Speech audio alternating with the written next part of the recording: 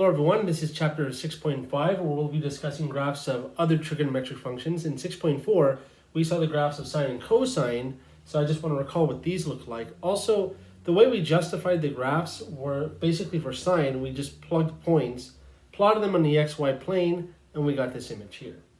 For cosine, we notice that cosine is really just a shift of sine from, well, the co-function identity of sine to get cosine, and we end up getting this. And notice this image is indeed a shift of this image. So of course these are just 1 cycles of the period each, but if you were to shift this to the left by a unit of pi over 2, you'll actually get the same image here.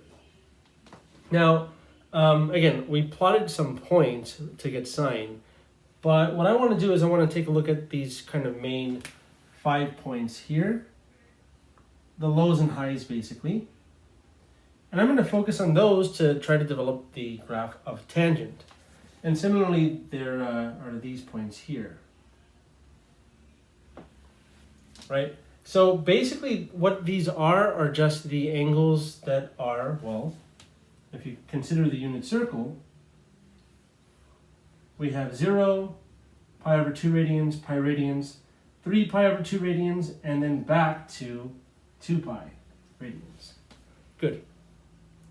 And remember that what sine does is it just, well, it monitors the y value of the point on the unit circle. So this is going to be 1, 0, this is 0, 1, this is negative 1, 0, this is 0, negative 1, and similarly cosine monitors the x value of these points. So we end up getting these y values when you plug in sine of these x values. So for tangent, let's see if we can do something similar. We kind of have to make a table though, and I'm going to make the table based on this here. Let me write the table over on this side. So x is going to be these 5 points that I want to look at. Well, not points, but the 5 angles, that is. So 0, pi over 2 radians, pi radians, 3 pi over 2 radians, and finally 2 pi radians. Good. And now we're going to plug them in and see what tangent is. So I'm calling that y, tangent of x is y. So remember, tangent is the y value divided by the x value of this point. Okay. So we're going to get 0 over 1. 1 over 0 is undefined. I'll talk more about that in a second. Pi is, well, let's see, this is going to be 0. This is going to be, okay, 0 over 1 is 0. 3 pi over 2 is also undefined. And 2 pi is the same as 0, so we get 0. Great. So, yikes. What does undefined mean as far as a graph is concerned? Well, what it basically kind of corresponds to is a vertical asymptote. I'll talk a little more about that right now, but let's just let's mark these points. So these are the halfway points between 0 and pi 2 pi. So I'll create these vertical dotted lines, and I'll explain a little bit as far as how I know they'll represent asymptotes. Remember that tangent is sine over cosine. How do you find a vertical asymptote? You see when the denominator is 0. When is cosine 0 exactly? Well, here pi over 2 and 3 pi over 2. So it's no coincidence that we get vertical asymptotes when the denominator is 0. Now, what's happening to the left and right of these points? Well, notice in the first quadrant, tangent is positive. If you remember the all students take calculus acronym. So tangent is positive here. So it's going to be above in between 0 and pi over 2. And, oh, also let me plot these points 0 for the other ones. So it was 0 at 0, 0 at pi, and 0 at 2 pi. And it's positive in the first quadrant. So in between 0 and pi over 2, we're going to have a positive graph. And it's actually going to look like this. All right. And here, in between pi over 2 and 3 pi over 2, well, let's take a look at the second quadrant. So here, let me show you in a different color. In between each of these points I've emphasized on, you have quadrants 1, 2, 3, and 4 on the unit circle. So we can see when tangent is positive or negative, and then I'll just that'll justify where it is, either above or below, and then I'll just show you what the image looks like really. But the asymptote kind of tells us that it's going to hug that line and get closer to that line. So now in between pi over 2 and pi, that's in the second quadrant, tangent is negative because sine is positive in the second quadrant. So it's going to look like this, hugging that asymptote but below the x-axis. And in third quadrant, tangent's positive, so that's going to look like this. And in the fourth quadrant, tangent is negative because cosine is positive, so that's going to look like this.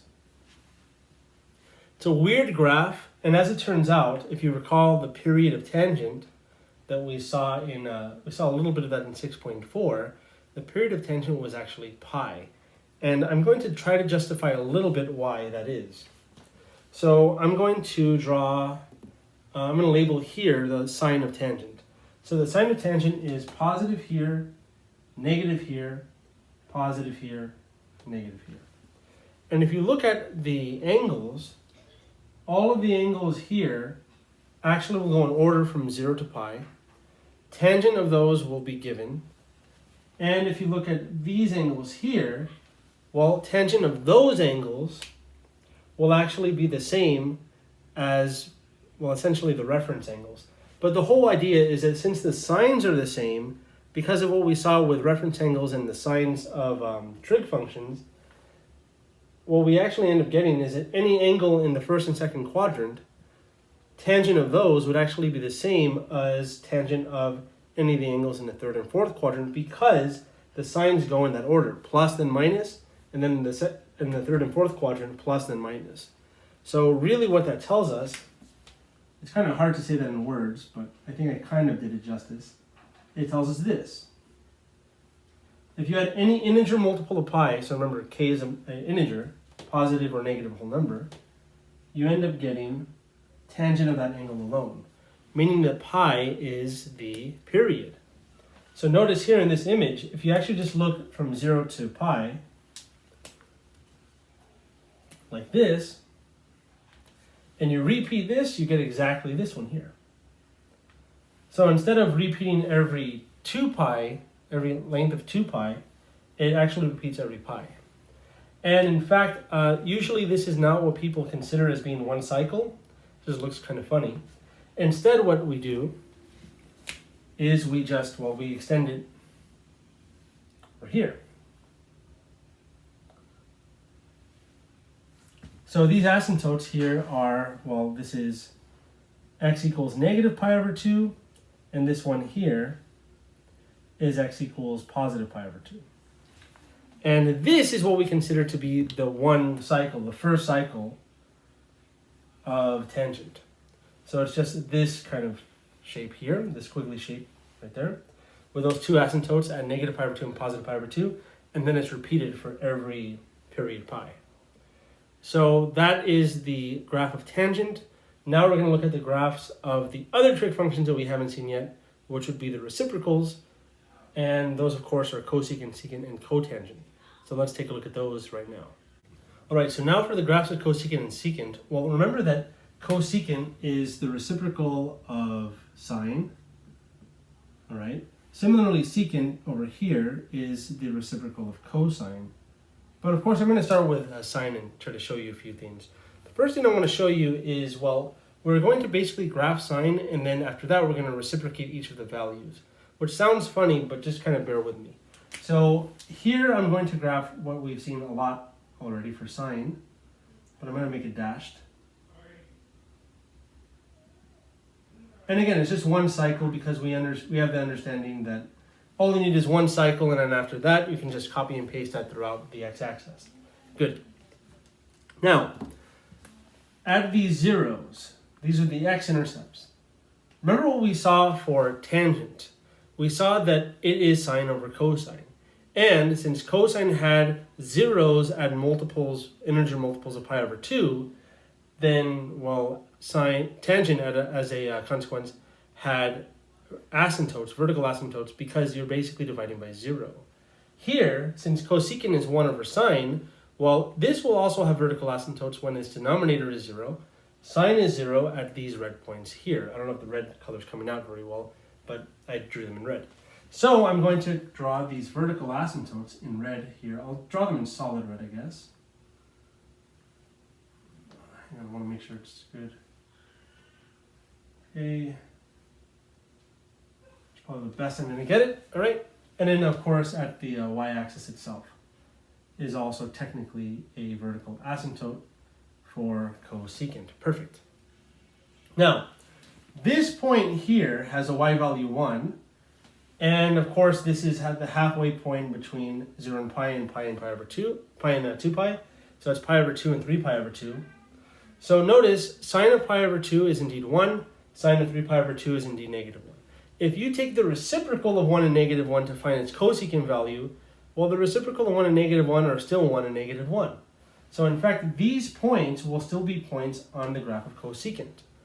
The other ones, well, as it turns out, this image is kind of flipped like this. And the zeros become infinity now because we're going to be approaching the vertical asymptotes. So the actual image we get for cosecant will look something like the following. Basically, we get these parabola shapes. They're not technically parabolas because parabolas get wider and wider as you go further away from the y-axis. But here they don't. They actually approach this these two vertical asymptotes. And here we get a similar image. Just like that. And now this is one cycle of cosecant, and we can repeat this indefinitely in both directions. That's all I want to say there, and now we'll do the one for secant in the exact same fashion. So the first thing is, well, the graph of cosine will look something like this. Halfway points are the zeros. Good. Here's where it hits its peak at negative 1. Jumps back up, and then back here. Great. Now at zeros, well, when you reciprocate a 0, you get a vertical asymptote because it will be undefined there. Great. And the points where you have 1 or negative 1 will have the same values when you reciprocate those. So now, if you take the same idea we had here and just kind of flip the image but hug the vertical asymptotes, you end up with something like this. And notice what you still get here, actually, much like cosine is for sine, is just a shift of the cosecant graph. In fact, if you look at cosecant, if you shift it over to the left by pi over 2, you get the graph of secant.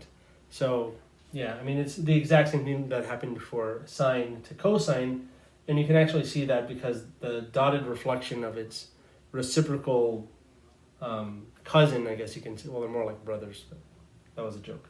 Anyways, you can kind of see the relationship there, just like sine and cosine had. Anyways, now we're going to move on to, well, the graph of cotangent, and then we'll have to compare that to tangent, and it's not as dramatic as the comparison here between sine cosecant and cosine and secant. It's actually very interesting, so let's take a look at that right now.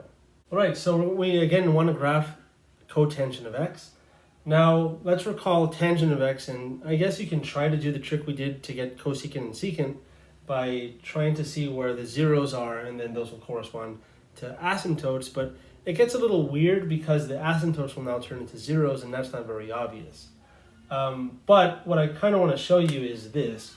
So the way we found out the graph of tangent was kind of by considering the fact that tangent is sine over cosine. Amongst a few other things, we actually created a table. We could create a table here and do that similarly, but I don't want to do that. I want to try something a little different. So I'm going to write cotangent in a very similar way using its version of the quotient identity, which is, of course, cosine of x over sine of x. And where you have zeros of sine, those will correspond to vertical asymptotes. Where you have zeros of cosine, those will actually correspond to zeros. And notice it's no coincidence that the asymptotes will now be our zeros, and the zeros will now be our asymptotes. So let's just kind of try to follow that idea first. So zeros of cosine if you don't remember, are, let me try to create 2 points here for pi and 2 pi.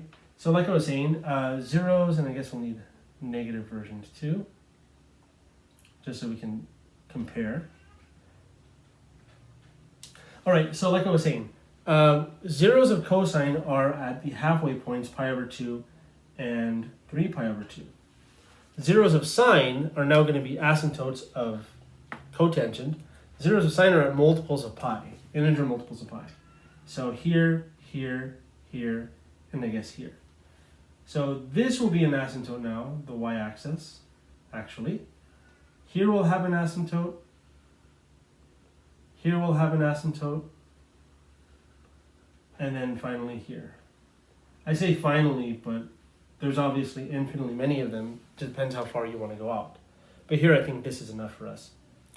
And as it turns out, this halfway point will also be a 0. All right, good.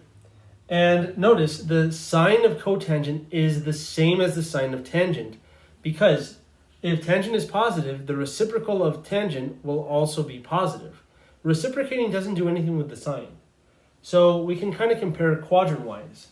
So here in this first quadrant, it's hard to see that, but from 0 to pi over 2, well, tangent was positive, so it's still going to be positive here. But now we have a kind of reversed image. And in fact, you can kind of see with that idea alone that we'll actually just get this.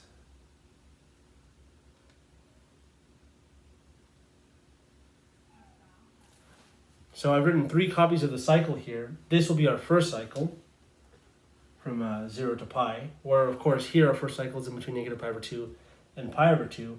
And from this, there's a lot of weird, funny similarities you can see. There seems to be a shift, but there also seems to be this change in how the graph moves. Here it swivels like this and increases, but here, as you go to the right, they each decrease instead of increase. So from this, we can actually pose a new identity. I don't know how useful it's going to be, but let's just try to see if we can take a look at it. So we can say that cotangent of x is equal to, well, I want to say it's tangent, but you know what? So the graph of tangent, if you put a negative in front, it'll flip the image. So I want to say it's negative tangent. I also want to say that we can, well, I want to shift this to the right by pi over 2. By pi over 2 units to the right. And to do that, we have to add pi over 2 on the I guess subtract pi over 2 really on the inside. So it's this. So that's what you get. And in fact, this identity, though it may seem mysterious, is actually no mystery at all, because if you recall, tangent is actually an odd function. So let's recall above a few things. Recall first that tangent is odd, meaning tangent of negative x is the same as negative tangent of x. Like that, that's what it means for a function to be odd. At the same time, recall that tangent of pi over 2 minus x is actually, well, cotangent of x. Which I think makes a lot of sense because, again, cotangent is the co-function of tangent. So that's actually a co-function identity. This is an even odd identity. And with both of these in mind, well, think of it like this. You can pull this negative out by swapping these two. So if you pull the negative out here, let me just show you, rewriting pi over 2 minus x as negative x minus pi over 2. So the inside will now be this. Pull that negative out, you get exactly this identity here. So there's no mystery behind the pattern. It's really just the fact that tangent and cotangent, much like sine and cosine, are co-functions of each other. Also, just like how secant and cosecant are co-functions of each other. And that'll do it for 6.5. I just wanted to show the graphs of the other trig functions. There's a little more that the book discusses when it comes to this. They actually go beyond and look at graphs of combining different things. But really all I wanted to do is just show you these ones, because I think this really is the most we'll see, and the kind of most we'll get out of this section anyways. And I'm glad we're covering it actually, because believe it or not, it'll come a little bit into play in the next section in 6.6. It's going to be pretty interesting. I'll see you in the next video for 6.6. Thanks for watching.